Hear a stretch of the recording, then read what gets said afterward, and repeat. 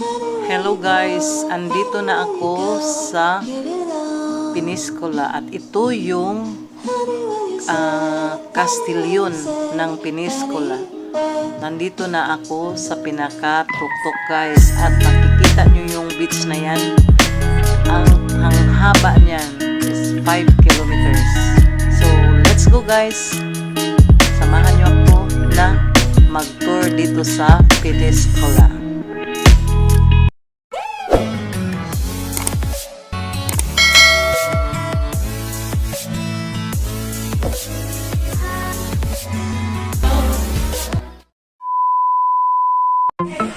Guys, papasok na kami sa entrada.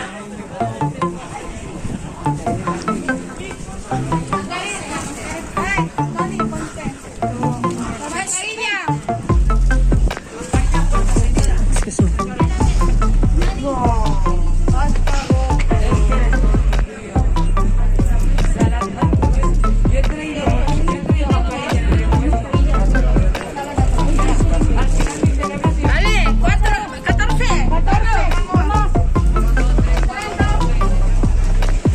Papasok na kami sa Castillo.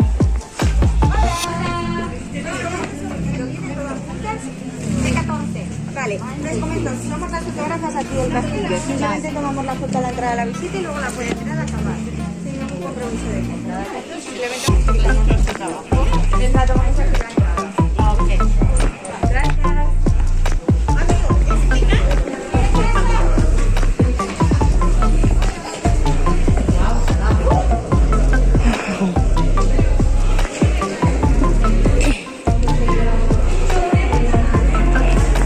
This is the Castillo de Peñiscola. Ito siya guys.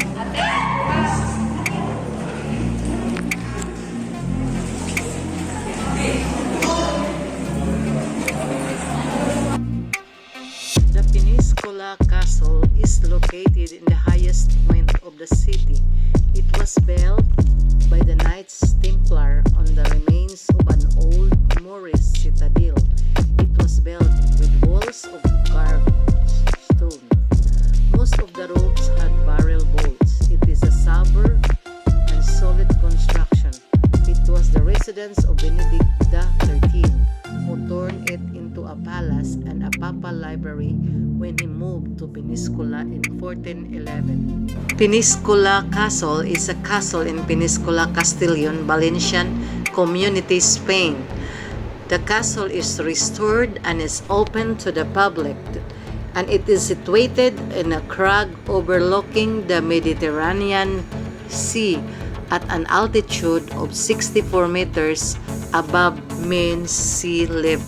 Peñiscola Castle is the highest point of a rocky headland with a beautiful panoramic view over the city.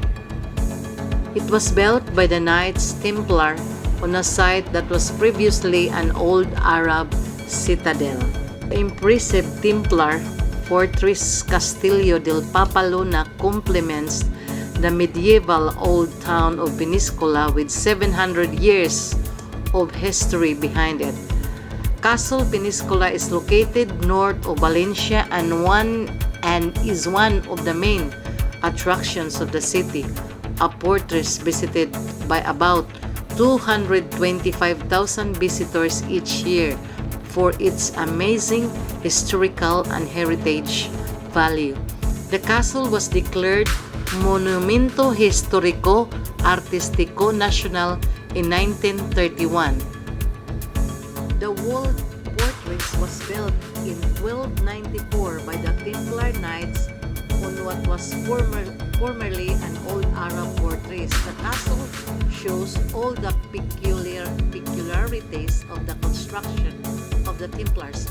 One of the greatest architectural examples of this order, the fort is built on a small peninsula and the seafront simply earthed by a small isthmus of the sand that next to the walls made this crag an impregnable fortress. Its state of preservation is very good.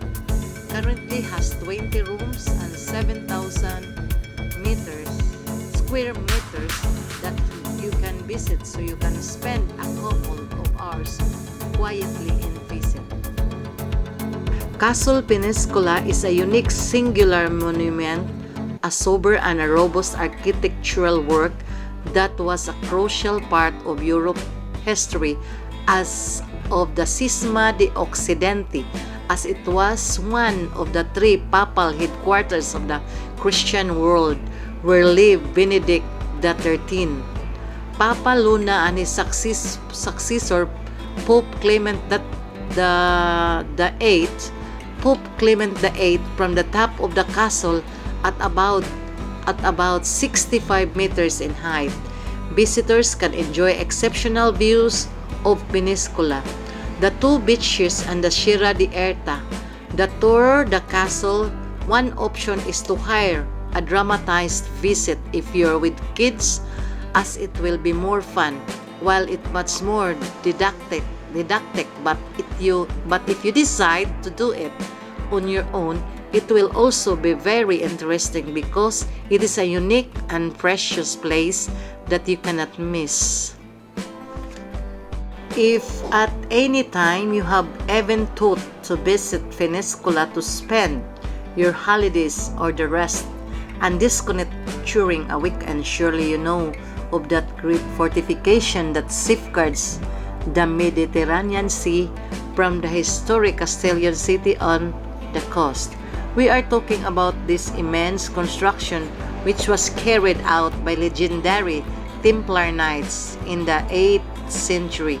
An old Arab settlement, a huge and robust castle in an authentic Gothic romantic style, which rose just above the top of the characteristic rocky range, striking rock that is attached to land by a small island of sand.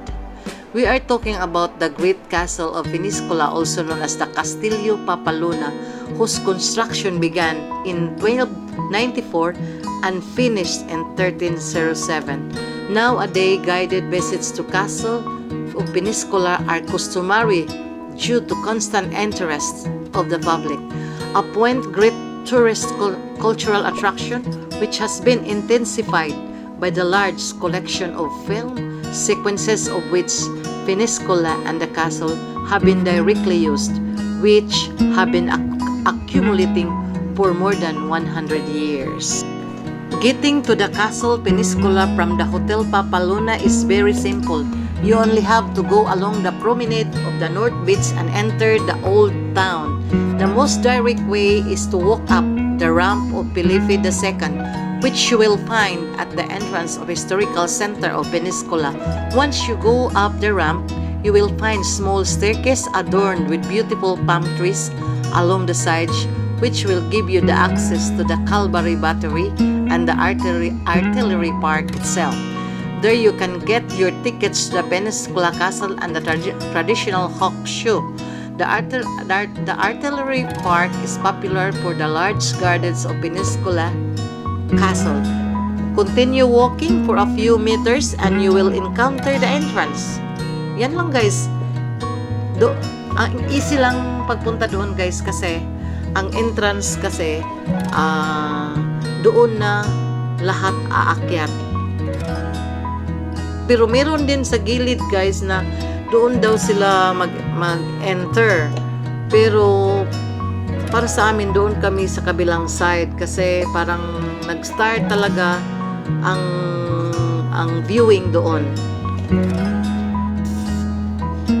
If before going into the historic palace, you prefer to take a stroll through the picturesque and elegant narrow streets. When you reach the old town, you can cross Arc, entering to the well-known Plaza Caceres and Paseo de Ronda. Continuing through the streets, you will arrive in a few minutes. Of course, along the short walk, you will be surprised by its attractive shops, traditional bars, and restaurants. Ang daming restaurants, guys. Kung aakyat ka na, paglabas mo, pag aakyat ka patungo ng Peñiscola, ang daming restaurants na nakapalibot doon. Tapos, I think it's in Peñiscola guys, I think it's 200 plus restaurants. entrance fee of Peñiscola Castle, guys, if you are going with the children under 9 years of age, they will not pay entry. Free siya, guys. And although as an adult, if you do not qualify for a reduced entry, you will have to pay 5 euro. 5 euro lang yung entrance fee, guys, sa mga adult. Pero pag marami, katulad namin, guys, more than 30 kami, naka-discount kami ng naka-discount kami, tapos 350 euro na lang kami, guys. At least, nakasave kami ng 150, ganun. On the contrary, if the visitors who are over 60, young people between 9 and 16, unemployed students and teachers have the possibility to reduce entry to the castle of Peñiscola for the price of 350 euro. The visiting times for Peñiscola, guys, and the castle is in winter between October 16 and Palm Sunday is from 10:30 to 17:30 hours. On the other hand, from the Palm Sunday to October 15, the hours from is 9:30 hours to 21:30 hours. Arriving at the gates of the Great Peñiscola Fortification, guys, it is time for you to witness the enormous architectural beauty and all the intriguing and exciting history that is lived between its walls. In this way, you can travel through its different stages starting from its earliest Templar beginning.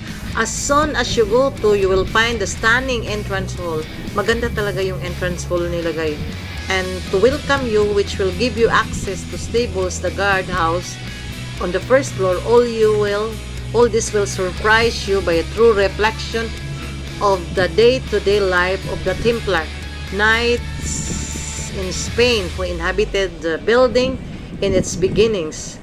Therefore, you will also find a small room in which you are open-held exhibitions of various types. 5 kilometers. Ang haba.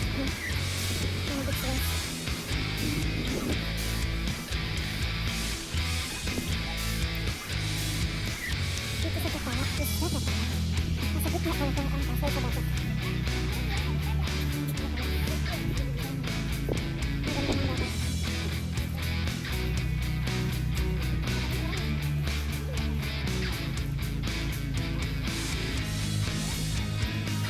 Yung beach nila, guys, is very long. 5 kilometers. So, andun hanggang doon pa. Hanggang doon pa, guys. Yung beach nila.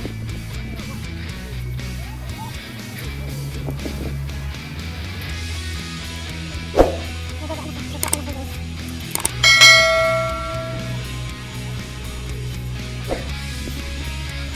Ito yung pinagdulo ng beach nila, guys. Hindi na nakikita ang tao.